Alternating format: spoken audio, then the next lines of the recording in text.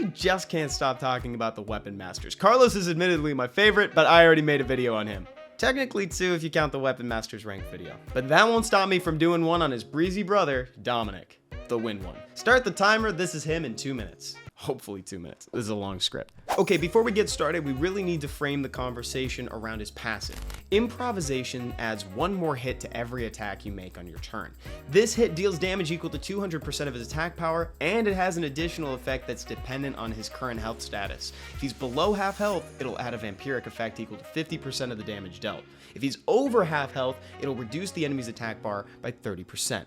So remember that as we go through the rest of his kit, because everything hits one more time than it sounds like, and it also has another thing stapled on at the end. Glaive Slash is his first skill, hits twice and tries to apply a heal block. Normally, not super exciting, but remember it actually hits 3 times, plus does a little bit extra. His second skill is Weakness Shot, which tries to apply a 2-turn brand on the first hit, then it hits 3 more times. The damage increases the lower the target's health gets. So phrased a little bit differently, it hits a total of 5 times with his passive included, and deals a lot of damage. Specifically, it also gets easier to kill them the closer to death they are. He also has a 33% HP lead. Let's talk runes for a minute. He wants super high attack, so that might make you think that you should go ahead and rune him on attack on all slots. And if you can get away with that, more power to you.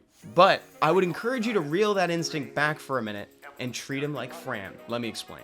We don't rune Fran on attack, even though her heals scale with it, except in niche cases, because she buffs her own attack.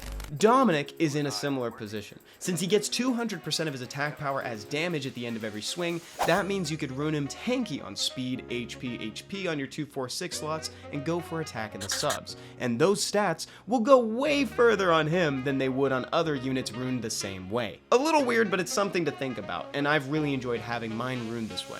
When you're looking at rune sets, Violent is probably the best way to rune him because an extra turn with him is usually better than your average additional turn.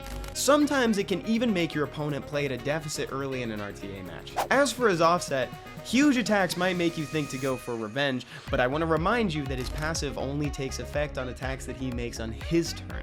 So consider putting him on Will instead.